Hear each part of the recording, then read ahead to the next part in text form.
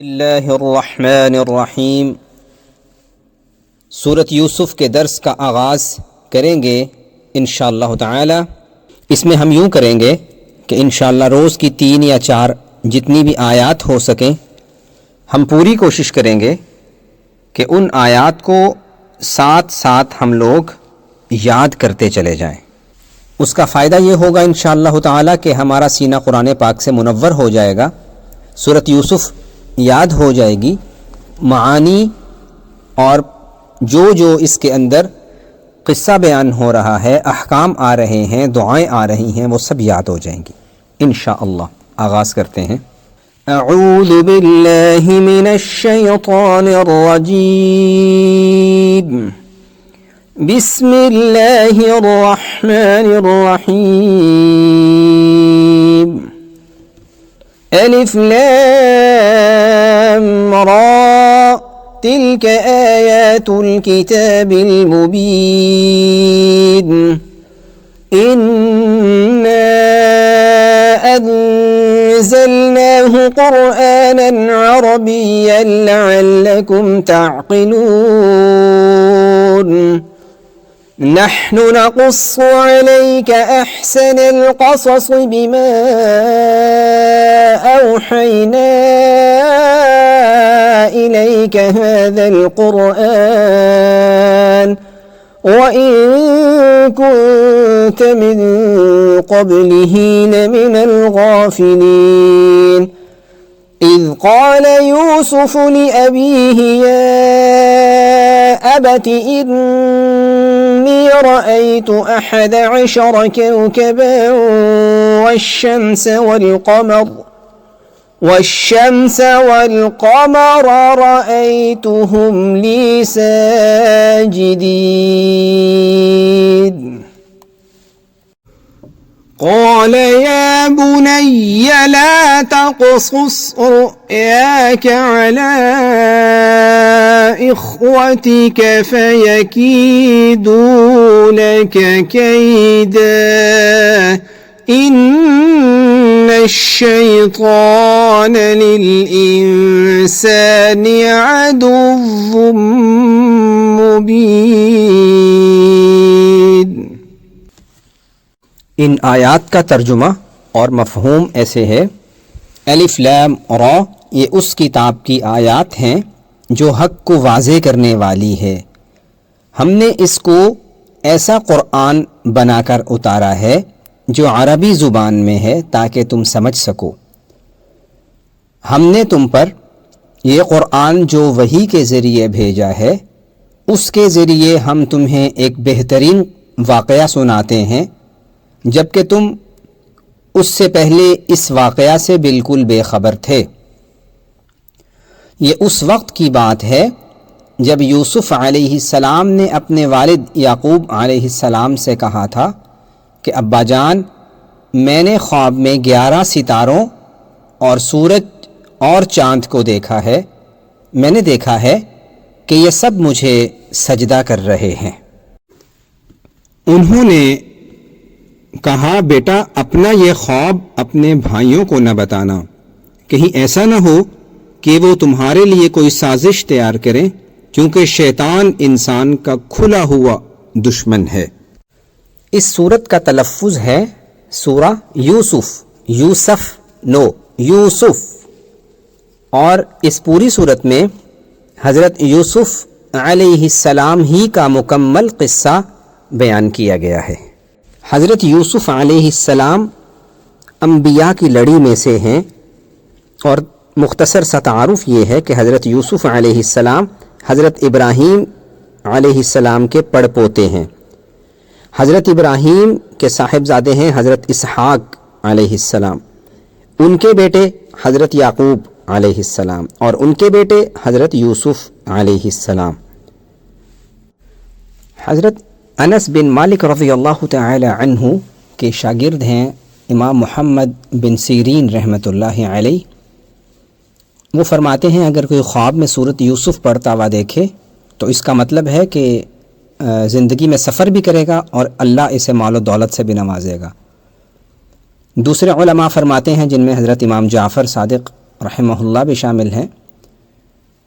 کہ ایسا بندہ عملی زندگی میں بات کا، قول کا پکا اور سچا اور دیانتدار ہوگا۔ اور کئی جگہ علماء نے فرمایا کہ ایسا بندہ جو خواب میں سورۃ یوسف پڑھ رہا ہو، وہ خوب محنت کے بعد بہت زیادہ بزرگی حاصل کرے گا، اللہ اسے بزرگیوں سے نواز دے گا۔ یاد رہے کہ حضرت جعفر صادق رحمہ اللہ کو تابعین ہونے کا شرف حاصل ہے کہ آپ تابعین میں سے تھے جنہوں نے حالت ایمان میں صحابہ کی زیارت کی ہو۔ آپ امام مالک، امام ابو حنیفہ رحمہ اللہ کے اساتذہ میں سے بھی تھے، اور وہ دونوں آپ کے شاگرد ہیں، اور حضرت جعفر صادق رحمہ اللہ حضرت ابو بکر صدیق رضی اللہ عنہ کی نسل میں سے ہیں۔ ویسے تو آپ حضرت علی رضی اللہ عنہ کی اولاد میں سے ہیں، لیکن والدہ کی طرف سے جو کہ ام فروہ ابو بکر صدیق کی پڑپوتی تھیں، تو اس لحاظ سے والدہ کی طرف سے صدیق اکبر اور والد کی طرف سے حضرت سیدنا علی رضی اللہ تعالی عنہم اجمعین سے جا ملتا ہے۔ اس صورت کا شان نزول یعنی نازل ہونے کی ایک وجہ یہ بھی ہے، اور اس کے واقعات کی ایک وجہ یہ بھی ہے، یہودی اپنے آپ کو حضرت اسحاق علیہ السلام سے منسوب کیا کرتے تھے۔ انہیں پتہ چلا کہ نبی کریم علیہ السلام وہ تو حضرت اسماعیل علیہ السلام کی اولاد میں سے ہیں، تو وہ سمجھے کہ نبوت ہمارے خاندان سے نکل گئی ہے۔ اب وہ کوئی نہ کوئی ایسے سوالات کرتے تھے کہ جس سے پتہ چلے کہ اگر نبی علیہ السلام اللہ کے نبی کو کچھ نہ آیا تو ہم کافروں کو باتیں بنائیں گے، ہر طرف باتیں پھیلائیں گے، یہ تو نبی بنتے ہیں، ان کو کچھ بھی نہیں پتہ، لیکن خود آگے نہیں ہوتے تھے، کسی نہ کسی کو آگے کر دیتے تھے۔ انہوں نے مشرکین کو آگے کیا اور کہنے لگے کہ اگر یہ اپنے آپ کو اللہ کا نبی کہتے ہیں تو ان سے ایک بات پوچھو، بلکہ 3 سوال کیے کہ یہ 3 سوال پوچھو۔ اب ان کا مقصد تھا کہ اگر جوابات غلط ہوں گے تو ہمیں پروپیگنڈا کرنے کا خوب موقع مل جائے گا۔ پہلا سوال یہ پوچھا تھا کہ سکندر ذوالقرنین کون تھے، دوسرا سوال تھا کہ روح کی حقیقت کیا ہے، اور تیسرا سوال تھا کہ حضرت یوسف علیہ السلام کا واقعہ بتائیے، یہ لوگ کیوں فلسطین سے چل کر مصر آباد ہوئے تھے، اس کی بیک گراؤنڈ ذرا ہمیں بتائیں۔ اب یہودیوں کو اس کی بیک گراؤنڈ کا خود بھی اتنا علم نہیں تھا، تو اب اللہ پاک نے سورۃ یوسف پوری کی پوری اتار دی۔ سورت کا آغاز ہو رہا ہے، حروف مقطعات کہتے ہیں ان کو توڑ توڑ کے پڑھا جاتا ہے، الر نہیں پڑھیں گے، الف لام اور را۔ یہ قرآن پاک کے تقریباً 29 صورتوں میں اسی طرح سے آتے ہیں حروف مقطعات۔ حضرت عبداللہ بن مسعود رضی اللہ تعالی عنہ فرماتے ہیں کہ اللہ تعالیٰ نے قرآن پاک کے ہر حرف کی تلاوت پر 10 نیکیاں دینی ہیں، جیسا کہ حدیث پاک میں ہے، تو جو مومن ان حروف کو پڑھے گا 10 نیکیاں حاصل ہوں گی، ایک حرف پر 1، 3 پر 30۔ تو یہ بہت بڑی غنیمت ہے، لہٰذا ان کے معانی تلاش کرنے کی کوشش نہ کرو۔ امام شعبی رحمہ اللہ انہوں نے 500 کے قریب صحابہ اکرام کی زیارت کی ہے، اور آپ حضرت امام ابو حنیفہ رحمہ اللہ کے اساتذہ میں سے بھی ہیں۔ جب ان سے پوچھا گیا حروف مقطعات کے بارے میں تو فرمایا سر اللہ فلا تطلبوا، یہ اللہ کے راز ہیں، ان کے پیچھے مت پڑو، بس تمہارا کام ہے انہیں پڑھ لیا کرو جیسا کہ اتارے گئے ہیں۔ خلاصہ یہ نکلا کہ یہ ہیں حروف مقطعات، اللہ اعلم بمرادہ، اس کی جو بھی مراد ہے وہ اللہ جانتے ہیں، اور جو اللہ تعالی جانتے ہیں ہم اسی پر ایمان رکھتے ہیں، اس کی تصدیق کرتے ہیں۔ ہماری عقل ناقص ہے، ضروری نہیں کہ ہم ہر چیز کے معانی ضرور ہی معلوم کر سکیں، تو بہترین طریقہ یہی ہے کہ جو اللہ کی مراد ہے وہ برحق ہے، اور اس برحق ہونے پر ہمارا یقین ہے، ہمارا ایمان ہے۔ تلک آیات الکتاب المبین، یہ اس کتاب کی آیات ہیں جو حق کو واضح کرنے والی ہے۔ کتاب مبین کیوں کہا؟ کیونکہ یہ حلال اور حرام کو واضح کرتی ہے، اللہ کی حدود کیا ہیں، حکم کیا ہیں، اس کے فرمان کیا ہیں، یہ کتاب خوب کھول کر اچھے طریقے سے بیان کر دیتی ہے۔ اِنَّا أَنزَلْنَاهُ قُرْآنًا عَرَبِيًّا لَعَلَّكُمْ تَعْقِلُونَ، بے شک ہم نے اس قرآن پاک کو عربی زبان میں اتارا ہے تاکہ تم خوب اچھے سے اس کو سمجھ سکو، کیونکہ عربی زبان انتہائی فصیح و بلیغ زبان ہے اور دوسری زبانوں کی نسبت انتہائی مختصر، جامع اور ایسی سائنٹیفک گرامر ہے اس کی کہ جس کی وجہ سے اللہ تعالیٰ نے اس زبان کو دوسری ساری زبانوں پر فوقیت حاصل فرما دی کہ یہ ایسی ہے جس کو تم یاد بھی آسانی سے کر سکتے ہو، اور فصاحت و بلاغت کی تو کیا ہی خوب انتہا ہے۔ اللہ کے نبی صلی اللہ علیہ وسلم کا بھی ارشاد ہے کہ عربی زبان سے محبت کرنی چاہیے، عربوں سے محبت ہونی چاہیے۔ احب العرب لثلاثہ، 3 وجوہات کی بنا پہ عربوں سے محبت رکھا کرو۔ پہلی وجہ یہ ہے لأنی عربی، کہ میں خود بھی عرب قوم سے تعلق رکھتا ہوں، اور دوسری وجہ یہ ہے والقرآن عربی، کہ قرآن پاک بھی عربی زبان میں ہے، اور تیسری وجہ یہ ہے ولسان اہل الجنت عربی، اہل جنت کی زبان بھی عربی ہوگی۔ یہ واقعہ سن کر یہودیوں کے بڑے بڑے علماء تھے، ابن امین، عبداللہ بن سلام اور ابو عتبہ یمانی، یہ سب کے سب ایمان لے آئے، کیونکہ ان کی طبیعت کے اندر حق اور سچ کی تلاش تھی۔ جب انہوں نے ایسی فصاحت و بلاغت سے اتنا تفصیلی قصہ سنا تو انہیں یقین ہو گیا کہ بے شک قرآن ہی برحق ہے۔ نحن نقص علیک احسن القصص، ہم آپ کو ایک بہترین سا قصہ سناتے ہیں۔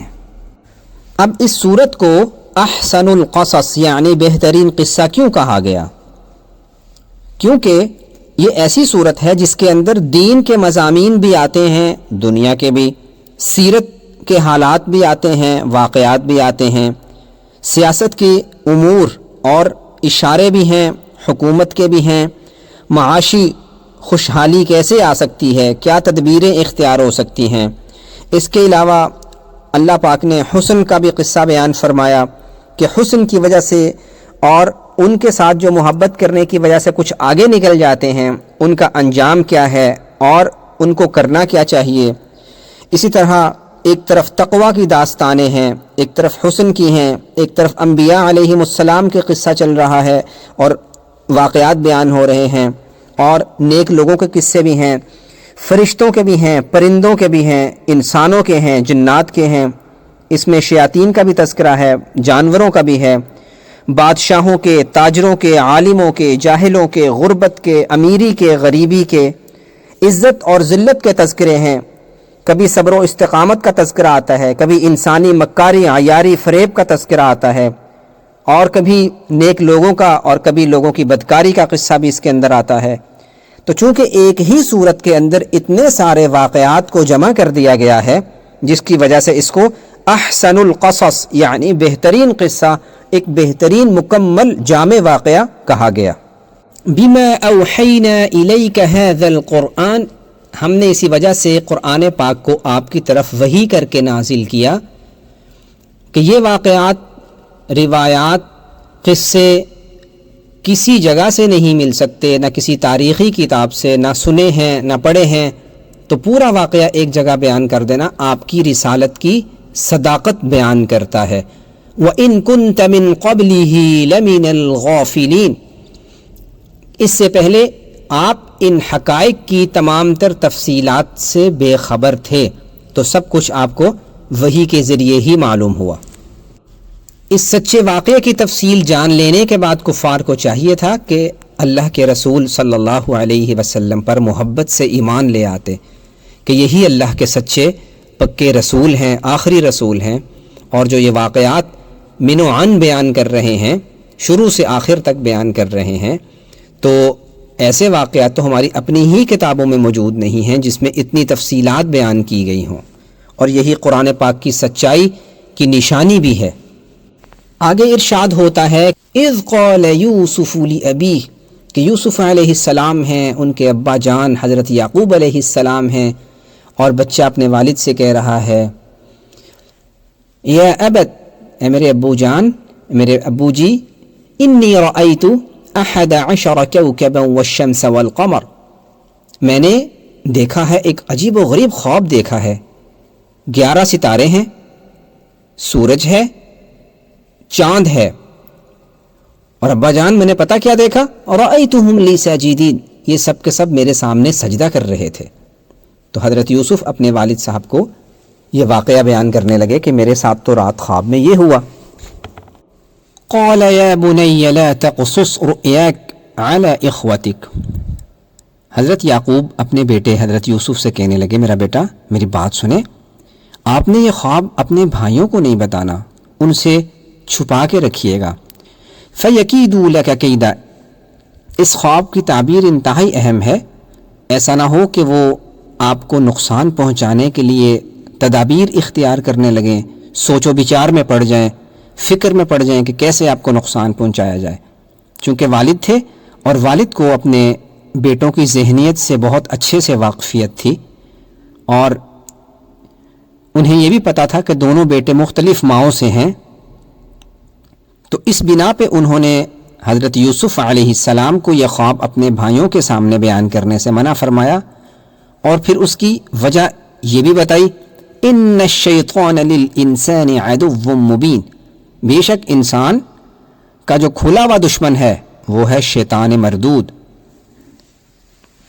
اگر تم نے یہ خواب انہیں بتایا تو تمہارے بھائیوں کے دلوں میں وسوسے آنے لگیں گے، برے خیالات آنے لگیں گے، اور تمہاری مخالفت اور بھی زیادہ ان کے دلوں میں بڑھ جائے گی، اس وجہ سے آپ نے یہ اپنے تک رکھنا ہے۔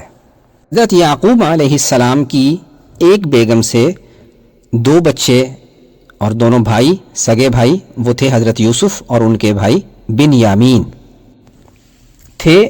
بنیامین اور یوسف 2 بھائی، اور باقی جو بھائی تھے وہ دوسری والدہ سے تھے۔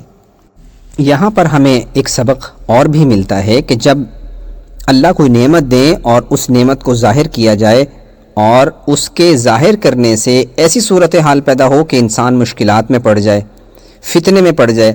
تو پھر ایسی نعمت کا چھپانا ضروری ہو جاتا ہے۔ آج کل بھی فتنوں کا دور ہے، اللہ نے جو نعمتیں دے رکھی ہیں زیادہ سے زیادہ ان کو چھپا کے رکھا جائے، لوگوں کے سامنے مت بیان کریں میرے پاس یہ چیزیں ہیں، اس سے نظر لگنے کے چانسز بہت زیادہ بڑھ جاتے ہیں، حاسدین کی تعداد بڑھ جاتی ہے۔